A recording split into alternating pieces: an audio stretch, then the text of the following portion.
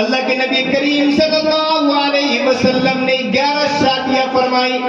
اللہ کے نبی کریم صلی اللہ علیہ وسلم کی 11 بیویاں تھیں اور تمام بیویوں کی حالات کو اٹھا کر آپ دیکھ لیجئے, تمام کو جائزہ لیجئے تو آپ کو کہیں پر بھی جہیز کا ہو سکتا ہے, لیکن میاں بیوی کا جو رشتہ ہے یہ اللہ تبارک و تعالیٰ نے جنت کے اندر قائم فرمایا تھا. یہ وہ پوتر رشتہ ہے, لیکن اس پوتر رشتے کو زندہ کرنے کے لیے, اس سنت کو ادا کرنے کے لیے نہ جانے ہمارے معاشرے کے اندر کتنی خرافاتیاں پیدا ہوتی جا رہی ہیں, کتنی برائیاں پیدا ہوتی جا رہی ہیں. ارے اللہ کے نبی کریم صلی اللہ علیہ وسلم نے کہا یہ وہ پوتر رشتہ ہے جو اس کو کرے گا وہ ہم میں سے ہے, جو نہیں کرے گا وہ ہم میں سے نہیں. یعنی مسلمان نہیں, نبی سے اس کا رشتہ نہیں, قرآن سے اس کا رشتہ نہیں, اللہ سے اس کا رشتہ نہیں, لیکن اس رشتے کے آر کے اندر, اس رشتے کے اندر ہم لوگوں نے اتنی ساری خرافاتیاں کو پیدا کر دیا, اتنی ساری برائیوں کو پیدا کر دیا. نہ جانے اس رشتے کو ادا کرنے میں ہم لوگوں نے اتنے لوٹ کھسوٹ کیے کہ یہ دنیا داری رشتہ بن گیا ہے. حالانکہ اللہ کے نبی کریم صلی اللہ علیہ وسلم ارشاد فرماتے ہیں النکاح من سنتی فمن رغب عن سنتی فلیس منی. نکاح میری سنت ہے, یعنی یہ جو رشتہ ازدواج میں منسلک ہوتے ہیں یہ میری سنت ہے. فلیس منی, اور جو لوگ میری سنت سے اعراض کرے گا وہ ہم میں سے نہیں. لیکن ہم لوگ غور کریں, اس بات پر غور کریں کہ اللہ تبارک و تعالیٰ نے نبی کریم صلی اللہ علیہ وسلم کے ذریعے سے جو ہمیں ایک سنت زندہ کرنے کے لیے کہا, ہم اس کو کس طریقے سے رسم و رواج کا اڈا بنا دیا ہم لوگوں نے, اور اس کو اتنا شرمسار بنا دیا, اتنی مشغولیت کی چیز بنا دی. اگر اس دور میں کہا جائے اس سنت کو ہم لوگ سنت نہیں, میں تو کہتا ہوں کہ ڈکیتی کے نام سے اس کو یاد کرتا ہوں. اللہ کے نبی کریم صلی اللہ علیہ وسلم نے ارشاد فرمایا ان اعظم النکاح برکۃ ایسر مؤونہ, سب سے بابرکت اور مقدس نکاح وہ ہے جس میں کم خرچ ہو, جس میں ہلکا پھلکا خرچ ہو. اللہ کے نبی کریم صلی اللہ علیہ وسلم نے 11 شادیاں فرمائی. اللہ کے نبی کریم صلی اللہ علیہ وسلم کی 11 بیویاں تھیں اور تمام بیویوں کی حالات کو اٹھا کر آپ دیکھ لیجئے, تمام کو جائزہ لیجئے تو آپ کو کہیں پر بھی جہیز کا ثبوت نہیں ملے گا. ایک جگہ پر آتا ہے حضرت علی رضی اللہ تعالیٰ عنہ کے بارے میں آتا ہے, حضرت فاطمہ سے شادی کا خیال آتا ہے. حضرت علی سوچتے ہیں کہ میں کیوں نہ نبی کو پیغام دوں اپنی صاحبزادی کے لیے کہ حضرت فاطمہ سے میری شادی ہو جائے. میرے محترم بزرگوں دوستو غور سے سنیے گا, لیکن حضرت علی شرما رہے ہیں, سوچ رہے ہیں کہ کس طریقے سے میں اپنے نبی کو اس کے صاحبزادی کے بارے میں پیغام دوں, مجھے شرم آ رہی ہے. جاتے ہیں دبکے سے چپکے سے جاتے ہیں, حضرت ابو بکر سے آواز اٹھاتے ہیں اور کہتے ہیں کہ یہ پیغام اللہ کے نبی کو آپ پہنچا دیجئے. حضرت ابو بکر کہتے ہیں مجھے بھی آر سی محسوس ہو رہی ہے, میں نہیں جا سکتا. یہ بات کو لے کر حضرت عمر کے پاس پہنچ جاتے ہیں. جب ان سے یہ بات پیش کی جاتی ہے, حضرت علی کہتے ہیں میری درخواست کو اللہ کے نبی کریم صلی اللہ علیہ وسلم کے پاس آپ لے کر جائیں. لیکن جب حضرت عمر سے درخواست کی جاتی ہے وہ بھی انکار کر دیتے ہیں. بالآخر حضرت علی رضی اللہ تعالی عنہ اپنے معاملہ کو لے کر خود عدالت میں پہنچتے ہیں, دربار رسول میں پہنچتے ہیں. نگاہ نیچی ہے, اب سوچ رہے ہیں کس طریقے سے اللہ کے نبی کو میں ان کی بیٹی کا ہاتھ مانگوں. شرم سے کچھ کہہ نہیں رہے ہیں. اللہ کے نبی نے خود آگے بڑھ کر کہا اے علی کچھ ارادہ ہے تمہارا؟ حضرت علی نے شرماتے ہوئے کہا ہاں حضرت فاطمہ کے بارے میں بات کرنا چاہتا تھا. آپ صلی اللہ علیہ وسلم نے کہا یہ بھی تو اللہ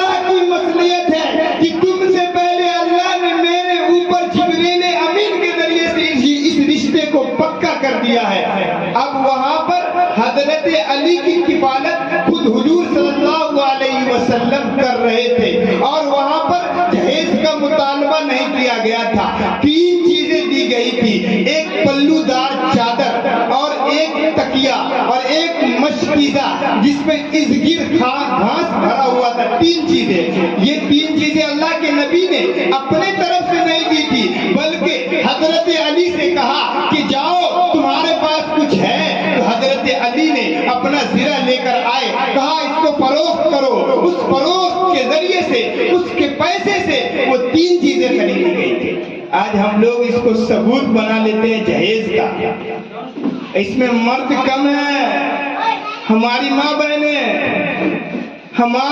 بہنوں کی حالت اس میں یہ ہے کہ جب اس کے گھر پر جہیز پہنچتا ہے، اور جہیز جب پہنچتا ہے 6 کو تھالی دیا، 6 کٹورا ہمارے پاس ملا. ہماری ماں بہنیں اس طریقے سے طاقتی جھانکتی ہے. میرے محترم بزرگوں، دوستو، جس اللہ نے تم کو پیدا کیا، اللہ تبارک و تعالیٰ نے تجھے ساز و سوارا، اللہ تبارک و تعالیٰ نے تمہیں بنایا، لیکن کیا مقام پہنچتا ہے، کیا حق پہنچتا ہے تم کو کہ غیر کی لڑکی کے ساز و سامان کو دیکھا جائے؟ حق تو یہ تھا کہ آپ خود اس کے تمام سامان کو مہیا کرتے، تمام ساز و سامان کو تیار کرتے اور اس لڑکی کو دیتے. لیکن آج کے بے شرم دور میں، آج کے ناجائز دور میں کیا ہو گیا آپ کو پتا ہے؟ اس کے بیڈ پر سوئیں گے، اس کا تکیہ لگائیں گے، اس کا چادر لگائیں گے. اگر ہلکی سی چادر میں درار پڑی رہ گئی، ساسو اماں اس چادر کو لے کر پھینک دے گی. تمہارے ابا کے پاس اوقات نہیں تھی دینے کی تو نہیں دیتا، لیکن ایسی پھٹی چادر نہیں دیتا. ایسا معاملہ ہے ہمارے معاشرے میں، ایسا معاملہ ہے. اور ہماری ماں بہنیں تو دین کو دین سمجھ ہی نہیں رہی ہے. دین کیا ہوتا ہے؟ ارے مرد حضرات کا کیا کہنا، ہفتے میں 1 مرتبہ جمعہ آتا ہے، چلے جاتے ہیں اور اللہ کے حضور اپنے آپ کو سرزنش ہو جاتے ہیں. ارے نماز جنازہ ہوتی ہے، اس میں بھی چلے جاتے ہیں، عیدگاہ کی نماز میں جاتے ہیں، عید بقرہ عید کی نماز پڑھتے ہیں. یہ لوگ بارہا بار سنتے ہی رہتے ہیں. لیکن ہماری ماں بہنوں کو اگر کہا جائے محفل میلاد ہے نا، کمر میں درد ہے، سر میں درد ہے، اٹھنا نہیں ہو رہا ہے، کہا جائے 10 بجے کے بعد رات کے اندر چلیے تھوڑا گیت کے اندر، بہت سارا ہوش آ گیا، سارا ہوش آ گیا. ہماری ماں بہنوں کا یہ خیال ہے. حالانکہ اللہ کے نبی کریم صلی اللہ علیہ وسلم کے زمانے میں حضرت عائشہ رضی اللہ تعالی عنہ سے مروی ہے کہ نبی کریم صلی اللہ علیہ وسلم کی خدمت میں چند عورتیں آئی اور چند عورتوں نے آ کر عرض کیا، مرد حضرات ہم سے تو سبقت لے گئے.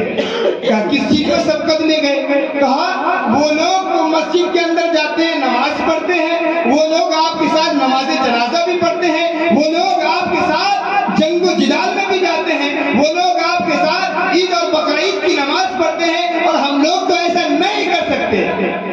اس ٹائم کی عورتوں کا واقعہ ہے. آج ہماری عورتیں بر بک رہی ہیں، لیکن نماز کی فرصت نہیں، روزہ کی فرصت نہیں، 1 مرتبہ قرآن کھول کر دیکھ لے اس کی فرصت نہیں. لیکن اگر کہا جائے کہ فلانے کو لڑائی ہو گئی ہے، فلانے کو جھگڑا ہو گیا ہے، تو جائے گی اور تھوڑا سا ٹسکی آ گیا، اور تھوڑا سا ٹسکی اس کو دے دو. یعنی جلے پر نمک چھڑکنے کا کام آج کل کی ہماری معاشرے میں عورت کر رہی ہے. اللہ کے نبی کریم صلی اللہ علیہ وسلم جب معراج پر تشریف لے گئے، معراج پر جب تشریف لے گئے، وہاں پر جب جنت اور جہنم کو دیکھا تو دیکھا کیا کہ اس کے اندر سب سے زیادہ عورت ہے. اللہ کے نبی کریم صلی اللہ علیہ وسلم نے وجہ پوچھی کہ عورتوں کی جماعت تمہارے آنے کی وجہ کیا ہے؟ تو انہوں نے 2 چیزوں کو بتایا. سب سے پہلی چیز کہ یہ لعن طعن کرنے والی ہوتی ہے، یعنی کسی پر بھی لعنت کر دینا، کسی پر بھی بغاوت کر دینا، کسی کو بھی برا بھلا کہہ دینا آج ہماری عورتوں اور خواتین کا کردار بن گیا ہے. ہماری ماں بہنیں اس بات کو بالکل نہیں سوچتی جس طریقے سے اللہ تبارک و تعالی نے مرد پر 5 وقت کی نماز کو فرض کیا، اسی طریقے